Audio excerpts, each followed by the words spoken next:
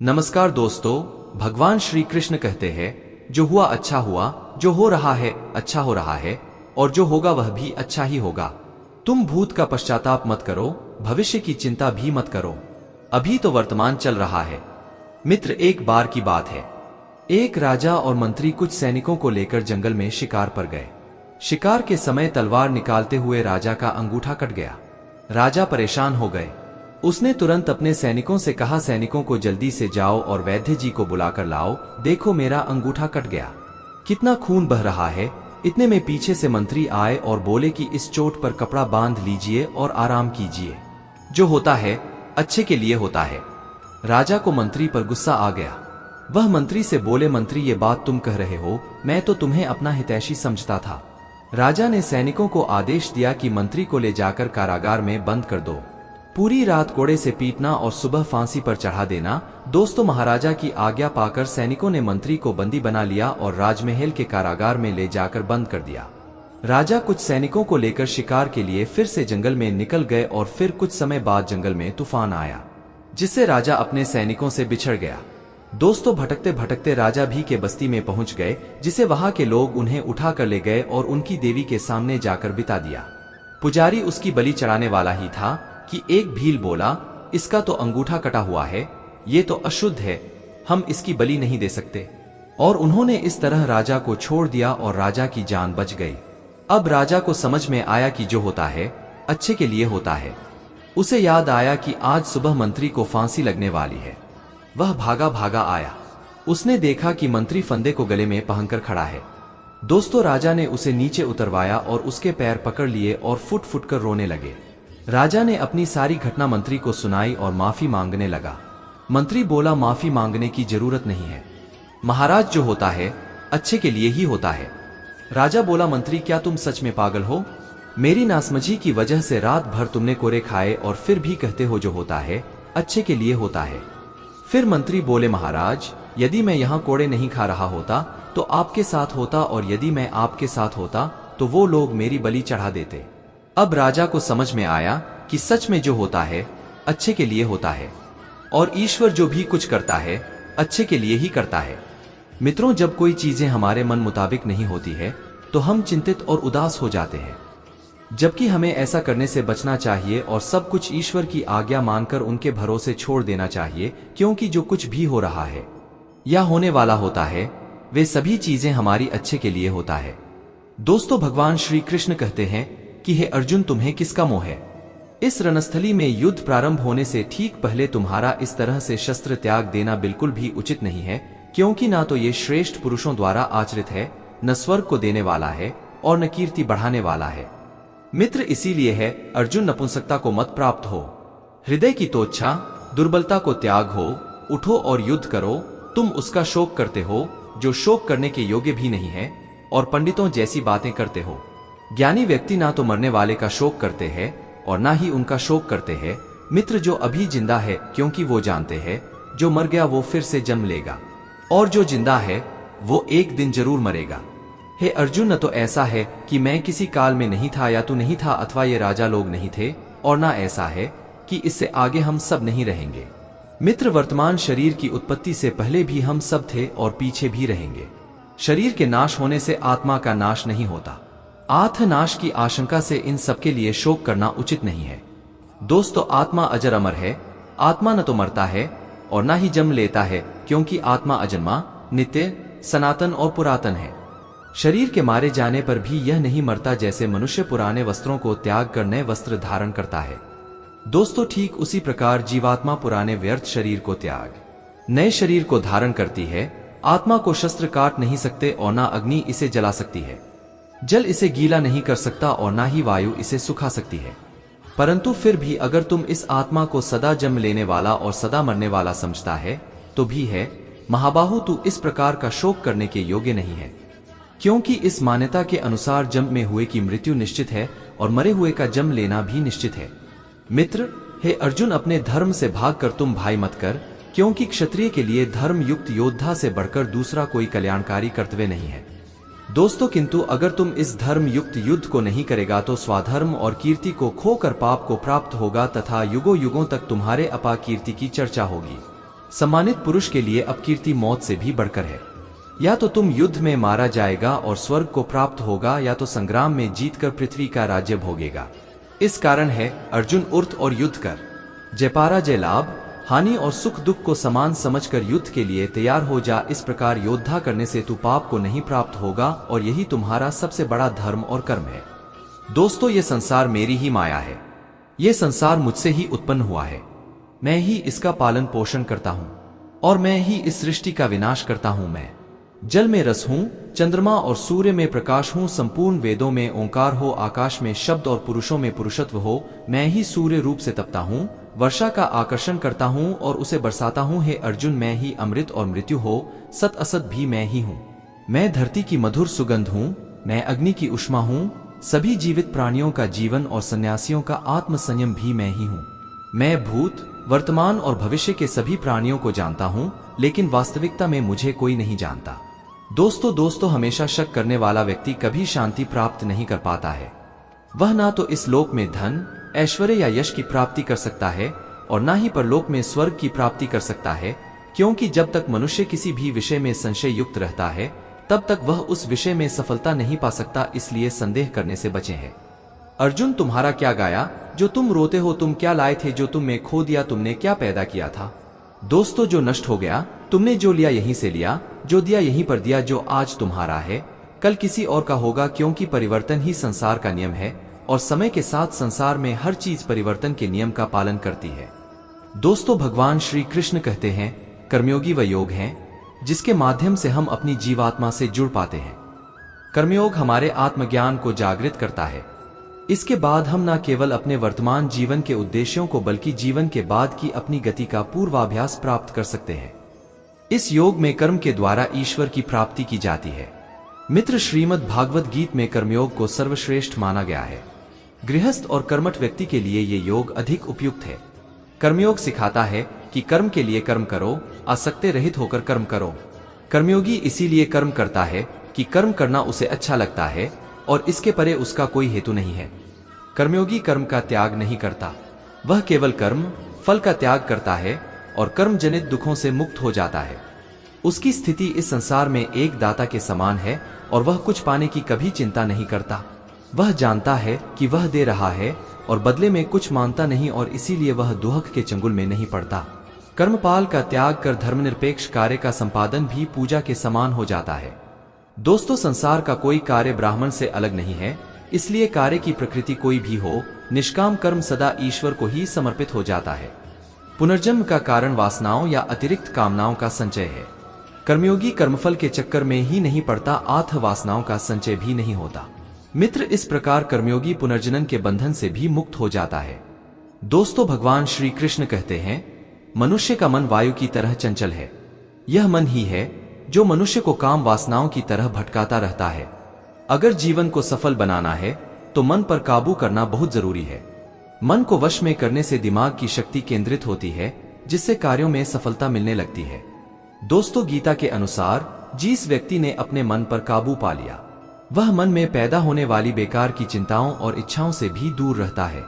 साथ ही व्यक्ति अपने लक्ष्य को भी आसानी से प्राप्त कर लेता है। मित्र, अगर मन को वश में नहीं करोगे तो वह तुम्हारा सबसे बड़ा शत्रु बन जाएगा। भगवान कहते हैं जो मनुष्य सुख और दुख में शांत रहता है, जिसके राग भय और क्रोध नष्ट हो गए हैं, जो मनुष्य शुभ और अशुभ वस्तु को पाकर ना प्रसन्न होता है और ना द्वेष करता है, जिन्होंने अपनी इंद्रियों को वश में कर लिया है, वह स्थिर बुद्धि मनुष्य मुनि के समान है। ऐसा मनुष्य स्थिर चित्त और इंद्रियों को वश में करके ज्ञान द्वारा परमात्मा को प्राप्त करके हमेशा संतुष्ट रहता है। दोस्तों, क्रोध मनुष्य को नरक की ओर ले जाने वाला द्वार है। क्रोध करने से व्यक्ति का मन अशांत हो जाता है और उसकी स्मरण शक्ति भ्रमित हो जाती है। स्मृति में विभ्रम होने से उसकी बुद्धि नष्ट हो जाती है और फिर व्यक्ति का पतन हो जाता है। भगवान श्री कृष्ण कहते हैं मनुष्य को क्रोध करने से बचना चाहिए। कितना भी गुस्सा स्वयं को शांत रखने का प्रयास करे। दोस्तों, श्री भगवान कहते हैं जिस प्रकार समुद्र की स्थिति अचल है, बारी से भारी आंधी तूफान आने पर या अनेक नदियों के जल प्रवाह उसमें प्रविष्ट होने पर भी वो अपनी स्थिति से विचलित नहीं होता, मर्यादा का त्याग नहीं करता, उसी प्रकार परमात्मा के स्वरूप में स्थित योगी की स्थिति भी सर्वथा अचल होती है। मित्र, बड़े से बड़े सांसारिक सुख दुखों का सहयोग वियोग होने पर भी उसकी स्थिति में जरा भी अंतर नहीं पड़ता। वह योगी परमात्मा में नित्य निरंतर अटल और एक रस स्थित रहता है।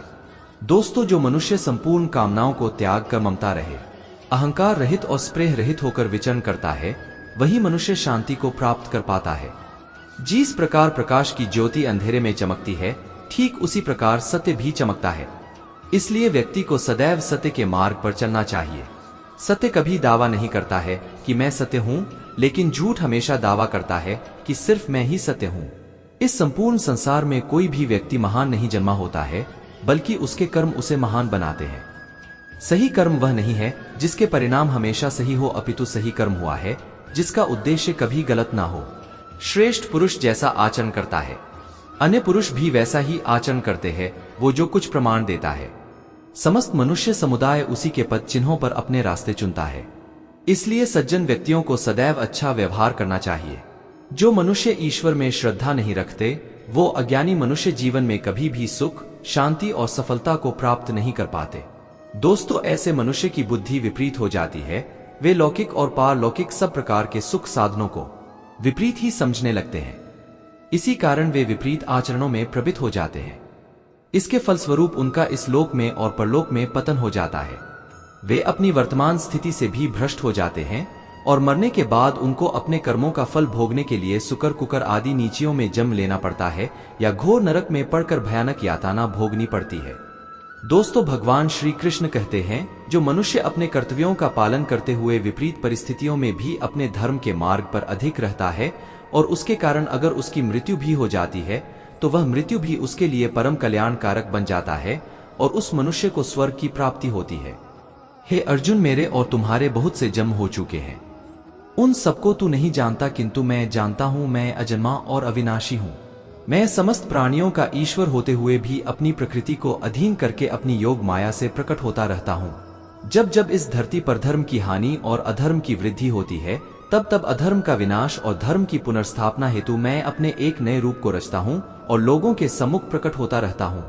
मनुष्य मेरी जिस भी रूप की पूजा करते हैं, मैं भी उनको उनकी भावना के अनुसार उसी रूप में दर्शन देता हूं। दोस्तों, मनुष्य जिस भाव से मेरी उपासना करते हैं, मैं उनके उस भाव का ही अनुसरण करता हूं जो मेरा चिंतन करता है। उसका मैं चिंतन करता हूं। जो मेरे लिए व्याकुल होता है, उसके लिए मैं भी व्याकुल हो जाता हूं। जो मुझे अपना सर्वस्व अर्पण कर देता है, मैं भी उसे अपना सर्वस्व अर्पण कर देता हूं।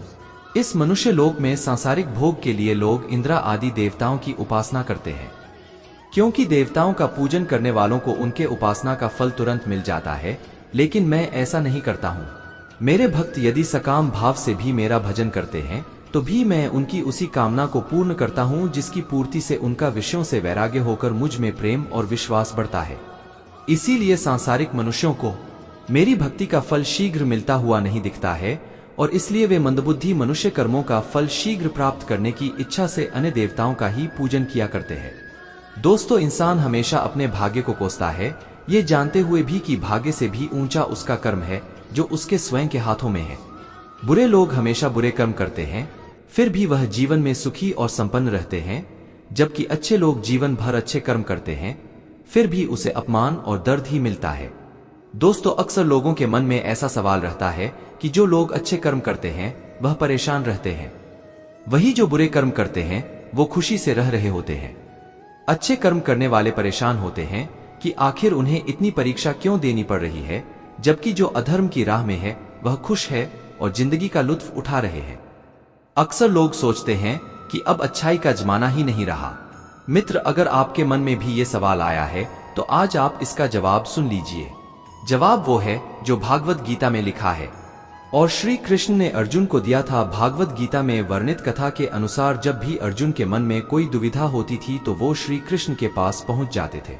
एक बार की बात है, अर्जुन ने भगवान श्री कृष्ण के समीप आकर कहा कि वो दुविधा में है और इसका जवाब वो श्री कृष्ण से चाहते हैं। श्री कृष्ण ने पूछा कि क्या सवाल है। मित्र, बुरे लोग हमेशा खुशहाल दिखते हैं। अर्जुन के मुंह से ऐसी बातें सुनकर श्री कृष्ण मुस्कुराए और कहा, मनुष्य जैसा सोचता है और महसूस करता है वैसा कुछ नहीं होता है, बल्कि अज्ञानता की वजह से वो सच्चाई नहीं समझ पाता है। अर्जुन उनकी ये बात समझ नहीं पाए। इसके बाद श्री कृष्ण ने क्या कहा वो जानते हैं। कान्हा ने अर्जुन से कहा कि हैं पार्थ, मैं तुम्हें एक कथा सुनाता हूँ, उसे सुनकर तुम समझ जाओगे कि हर प्राणी को उसके कर्म के हिसाब से ही फल मिलता है। प्रकृति हर किसी को अपनी राह चुनने का मौका देती है। दोस्तों, अब वो मनुष्य की इच्छा पर निर्भर करता है कि उसे धर्म की राह चुनी है या अधर्म की। कथा शुरू करते हुए श्री कृष्ण ने कहा, एक नगर में दो पुरुष रहा करते थे। एक पुरुष व्यापारी था जिसके जीवन में धर्म की बहुत महत्ता थी। वो पूजा पाठ में यकीन रखता था। वो हर रोज मंदिर जाता था और दान धर्म भी करता था और हर रोज भगवान की पूजा करता था। वही दूसरा पुरुष बिल्कुल विपरीत था। वो हर रोज मंदिर तो जाता था लेकिन पूजा करने नहीं, बल्कि मंदिर के बाहर से जूते चप्पल चुराने। उसे दान और धर्म से कोई लेना देना नहीं था। मित्र, जब दूसरे पुरुष को पता चली तो उसने कहा कि यह सही मौका है मंदिर का धन चुराने का। मित्र पंडित से नजर बचाकर उसने मंदिर का सारा धन चुरा लिया। उसी समय धर्म कर्म में विश्वास रखने वाला व्यक्ति भी मंदिर पहुंचा। दुर्भाग्य से मंदिर के पुजारी ने उसे ही चोर समझ लिया और चिल्लाने लगे। वहां लोग एकत्र हो गए और उसे बहुत मारा। मित्र, किसी तरह वो बचते बचाते वहां से निकला तो दुर्भाग्य ने उसका साथ वहां भी नहीं छोड़ा। मंदिर के बाहर वो एक गाड़ी से टकरा गया और घायल हो गया। दोस्तों, फिर वो व्यापारी लंगड़ाते हुए घर जाने लगा तो रास्ते में उसकी मुलाकात उस पुरुष से हुई जिसने मंदिर से धन चुराया था। उसने कहा, आज तो मेरी किस्मत चमक गई, एक साथ इतना सारा धन मिल गया। यह सब देखकर उसे बहुत बुरा लगा और उसने अपने घर से भगवान की सारी तस्वीरें निकाल दी। कुछ सालों बाद दोनों की पुरुषों की मृत्यु हो गई। मित्र, मरने के बाद जब दोनों यमराज की सभा में पहुंचे और भले पुरुष में दूसरे व्यक्ति को देखा तो उसे बहुत गुस्सा आया। उसने क्रोधित होकर यमराज से पूछ ही लिया, मैं तो हमेशा अच्छे कर्म करता था, दान में विश्वास रखता था, उसके बदले जीवन भर मुझे अपमान और दर्द ही मिला, और इस व्यक्ति को नोटों से भरी पोर्टल, आखिर ऐसा भेदभाव क्यों? मित्र, इस पर यमराज ने कहा, पुत्र तुम गलत समझ रहे हो। जिस दिन तुम्हारी गाड़ी से टक्कर हुई थी वो दिन तुम्हारे जीवन का आखिरी दिन था, परंतु तुम्हारे अच्छे कर्मों की वजह से तुम्हारी मौत सिर्फ एक छोटी से चोट में बदल गई। मित्र, दरअसल इसके भाग्य में राज्य योग था, मगर इसके कुकर्मों और अधर्म की वजह से वह सिर्फ एक छोटी सी धन की पोटली में बदल गया था। सुनाने के बाद श्री कृष्ण अर्जुन से कहते हैं, पार्थ, क्या अब तुम्हें तुम्हारे सवाल का जवाब मिल गया? दोस्तों, ऐसा सोचना कि भगवान तुम्हारे कर्मों को नजरअंदाज कर रहे हैं, ये बिल्कुल भी सत्य नहीं है। भगवान हमें कब क्या किस रूप में दे रहा है मनुष्य को समझ में नहीं आता है, मगर आप अच्छे कर्म करते रहे तो भगवान की कृपा हमेशा बनी रहती है। इसलिए अपने अच्छे कर्मों को बदलना नहीं चाहिए, क्योंकि उसका फल हमें इसी जीवन में मिलता है। इसलिए मनुष्य का फर्ज है कि वह हमेशा अच्छे कर्म करते रहें, क्योंकि श्री कृष्ण ने गीता में भी बताया है कि किसी के द्वारा किया गया कर्म बेकार नहीं जाता है, चाहे वह अच्छा हो या बुरा। दोस्तों, गीता के 10वें अध्याय में भगवान श्री कृष्ण कहते हैं कि हे अर्जुन, मैं सभी प्राणियों के हृदय में स्थित सबका आत्मा हूँ, संपूर्ण प्राणियों का आदि मध्य और अंत भी मैं ही हूँ। मैं सूर्य हूँ, मैं वेदों में सामवेद हूँ, देवों में इंद्र हूँ, इंद्रियों में मन हूँ, मैं ब्रह्मा हूँ, मैं विष्णु हूँ, मैं महेश हूँ। जलाशयों में मैं समुद्र हूँ, पर्वतों में मैं हिमालय हूँ। इस संपूर्ण संसार में तुम जो कुछ भी देख पाते हो सब मैं ही हूँ। कोई आदमी चाहे लाख चीजें जान ले, चाहे वो पूरे जगत को जान ले, लेकिन अगर वह स्वयं को नहीं जानता तो वह अज्ञानी है। दोस्तों, अगर कोई आपको ठुकरा दे तो बुरा मत मानना, क्योंकि वे वास्तव में आपकी कीमत नहीं जानते। जो रिश्ता हमें रोला दे उससे गहरा कोई रिश्ता नहीं, और जो रिश्ता हमें रोता हुआ छोड़ दे उससे कमजोर कोई रिश्ता नहीं। हमेशा शांत रहें, इससे आपके जीवन में खुद को बहुत मजबूत पाएंगे। दोस्तों, क्योंकि लोहा ठंडा होने पर ही मजबूत होता है, पर गर्म होने पर तो उसे किसी भी आकार में ढाला जा सकता है। किसी विपत्ति के समय आपको ये 7 गुण बचाएंगे: आपका ज्ञान, आपकी विनम्रता, आपकी बुद्धि, आपके भीतर का साहस, आपके अच्छे कर्म, सच बोलने की आदत और ईश्वर में विश्वास। दोस्तों, आत्मा हमेशा जानती है कि सही क्या है और गलत क्या है, लेकिन मनुष्य के सामने चुनौती तो मन को समझने की होती है। मुश्किल समय में व्यक्ति अकेला हो जाता है, लेकिन मुश्किलों की वजह से वही व्यक्ति मजबूत हो जाता है। दोस्तों, जो आपको सम्मान दे उसी को सम्मान दीजिए। हैसियत देखकर सर झुकाना कायरता का लक्षण है अर्जुन। जो ना कभी हर्षित होता है, ना किसी से द्वेष करता है, ना शोक करता है, ना कामना करता है। मित्र, जो शुभ और अशुभ संपूर्ण कर्मों का त्यागी है वह ज्ञानी मनुष्य मुझको अति प्रिय है। मुझे पाने के 3 तरीके हैं: ध्यान, योग, ज्ञान योग और कर्मयोग, और इन सब में कर्मयोग सबसे प्रधान है। किसी पर विश्वास करना हो तो उनकी बातों पर नहीं, उनकी हरकतों पर ध्यान दो। गुस्से के वक्त थोड़ा रुक जाने से और गलती के वक्त थोड़ा झुक जाने से जिंदगी और भी आसान हो जाती है। दोस्तों, भगवान श्री कृष्ण कहते हैं, जो मनुष्य मुझे जान लेता है वह जन्म मरण के बंधनों से हो जाता है। जो मनुष्य भागवत गीता को पढ़कर उस पर अमल करता है उसके सारे दुष्कर्मों का प्रभाव समाप्त हो जाता है। मित्र, जो भाग्य में है वो भाग कर आएगा और जो भाग्य में नहीं है वो आकर भी भाग जाएगा। जैसे हवा के झोंके नाव को भटका देते हैं, वैसे ही मनुष्य की इच्छाएं बुद्धि को भटका देती हैं। एक समझदार व्यक्ति वही है जो दूसरों को देखकर उनकी विशेषताएं से सीखता है, उनसे तुलना और ईर्ष्या नहीं करता। शास्त्र केवल शरीर को घायल कर देते हैं किंतु शब्द आत्मा को भी घायल कर देते हैं। जो मनुष्य अपने को परमात्मा से अलग नहीं समझता है और ना ही इस शरीर से अपना कोई संबंध मानता है, वह सदा के लिए जन्ममरण से मुक्ति पाल लेता है। दोस्तों, जो व्यक्ति आध्यात्मिक जागरूकता के शिखर तक पहुंच चुके हैं उनका मार्ग है निस्वार्थ कर्म, और जो भगवान के साथ संयोजित हो चुके हैं उनका मार्ग है स्थिरता और शांति। मानव कल्याण ही भागवत गीता का प्रमुख उद्देश्य है।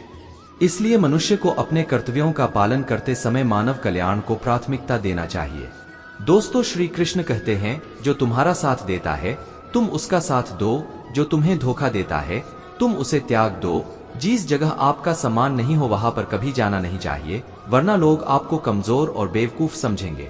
मित्र, जहां बारिश ना हो वहां फसल खराब हो जाती है और जहां संस्कार ना हो वहां नस्ल भी खराब हो जाती है। जो लोग ये कहते हैं मेरे पास वक्त नहीं है, असल में उनके खास रिश्तों की गिनती में आपका नाम ही नहीं है। हे अर्जुन, वह जो वास्तविकता में मेरे उत्कृष्ट जन और गतिविधियों को समझता है वह शरीर त्यागने के बाद पुनः जन्म नहीं लेता और मेरे परम धाम को प्राप्त होता है।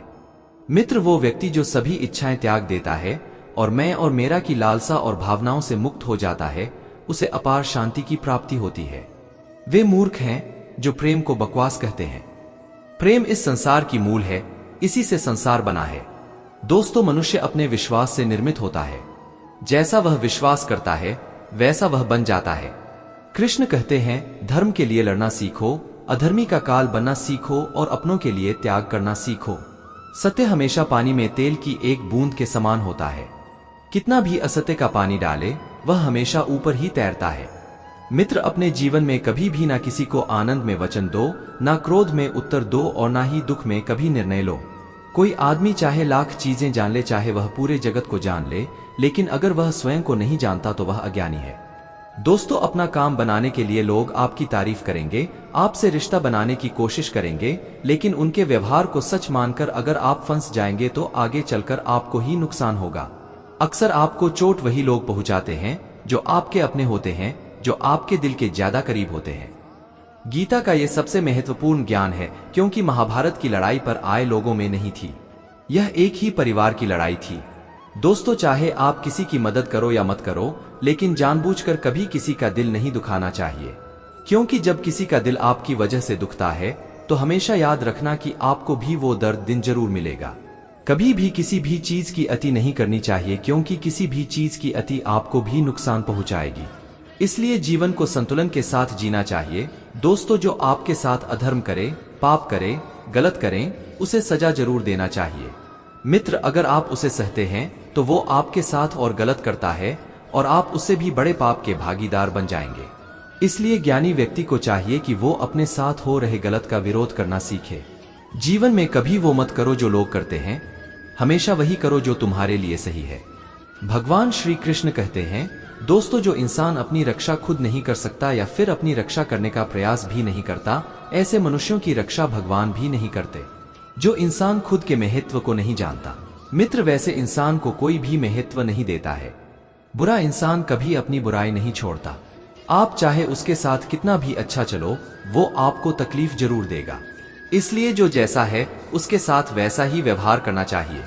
दोस्तों, जो इंसान समय की कदर नहीं करता, समय भी उस इंसान की कदर कभी नहीं करता है, और वैसा इंसान जीवन में कभी भी सुख, शांति और सफलता को प्राप्त नहीं कर पाता है। संगति का मनुष्य के जीवन पर बहुत गहरा प्रभाव पड़ता है। दोस्तों, अच्छा इंसान अगर बुरे लोगों के संगत में रहेगा तो वो भी एक दिन बुरा बन जाएगा। इसलिए हमेशा अच्छे लोगों के संगत में रहे। इस दुनिया में परमात्मा के सिवा किसी को अपना मत समझो।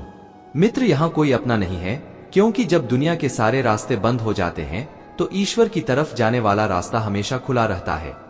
यदि कोई साधक किसी कारणवश अपनी साधना में सफल नहीं हो पाता तो भगवान उसकी अधूरी साधना पूरी करने के लिए फिर से शुद्ध श्रीमंतों के घर में जन्म देते हैं।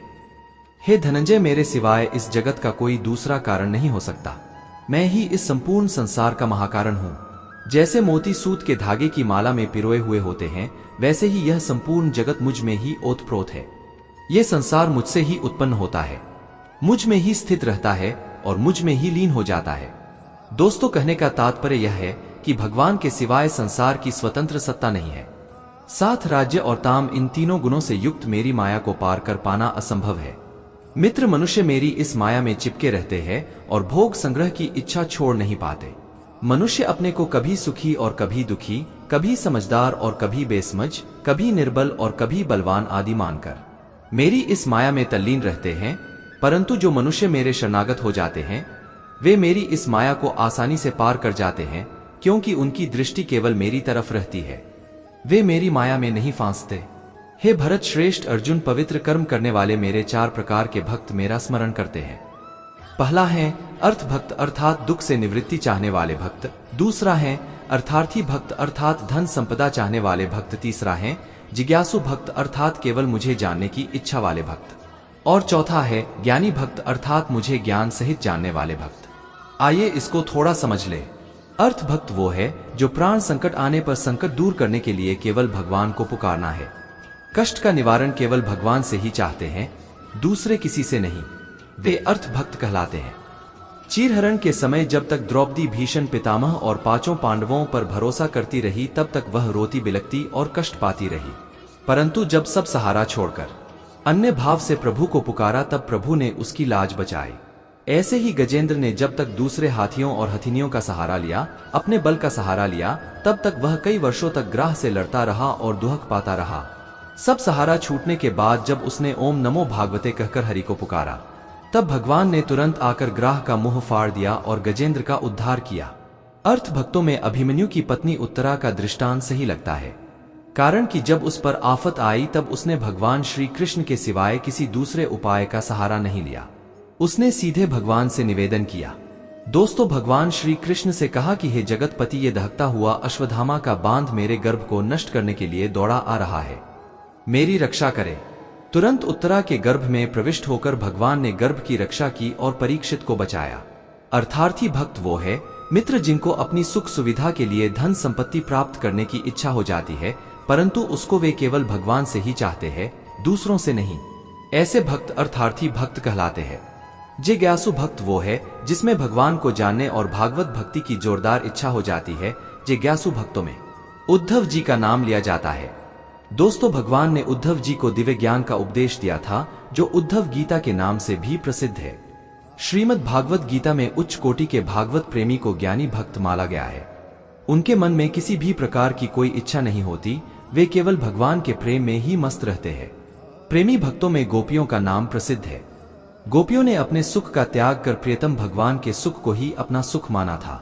मित्र ज्ञानी अर्थात प्रेमी भक्त भगवान से कुछ नहीं चाहता, इसलिए वो भगवान का सर्वश्रेष्ठ भक्त है। दोस्तों कहते हैं, मैं ना तो तुम्हारी महंगी भेद से प्रसन्न होता हूँ और ना ही दिखावटी दान दीक्षा से। अगर मेरे मन को जीतना है तो मुझे प्रेम से पुकारो, मैं हाजिर हो जाऊंगा। आवाज ताविक चीजों को लेकर मन में कभी डर पैदा मत होने दो, वो वास्तविक नहीं है। वह ना तो कभी था और ना कभी होगा। प्रीत जो वास्तविक है वो हमेशा से था और उसे ना तो बदला जा सकता है, ना कभी नष्ट किया जा सकता है। जो मनुष्य किसी अच्छे काम में लगा हुआ होता है, आने वाले समय में उसका अंत कभी बुरा नहीं होता है। मनुष्य को निडर, शुद्ध और आध्यात्मिक बनना चाहिए। जीवन का आनंद लो, उदार दिल से बातें करो, किसी पर क्रोध मत करो, किसी का अहित मत सोचो, सभी के साथ सद्भाव के साथ पेश आओ। दोस्तों, कर्म का नियम कहता है कि प्रत्येक घटना का एक कारण और प्रभाव होता है। समान रूप से किए गए कार्य के परिणाम अलग अलग हो सकते हैं। ये केवल इस बात पर निर्भर करता है कि वह कर्म करता किस प्रकार है। दोस्तों, जिस प्रकार आग एक लकड़ी को जलाकर राख कर देती है, उसी प्रकार आत्मा ज्ञान आपके अंदर चलने वाले सभी द्वैत कार्यों को भस्म कर आपको आंतरिक शांति प्रदान करता है। दोस्तों, भगवान पर विश्वास उस बच्चे की तरह करो जिसे हवा में उछालो तो वह हंसता है। वह डरता नहीं है, क्योंकि वह जानता है कि आप उसे गिरने नहीं दोगे। दुनिया में हमारे सामने चाहे जो परिस्थिति आ जाए, एक काम करना, अपने जीवन को ऊपर वाले को सौंप देना। दोस्तों, इस मनुष्य लोक में कर्मों के फल को चाहने वाले लोग देवताओं का पूजन किया करते हैं, क्योंकि उनको कर्मों से उत्पन्न होने वाली सिद्धि शीघ्र मिल जाती है। ब्राह्मण, क्षत्रिय, वैश्य और शूद्र, इन 4 वर्णों का समूह गुण और कर्मों के अनुसार मेरे द्वारा रचा गया है।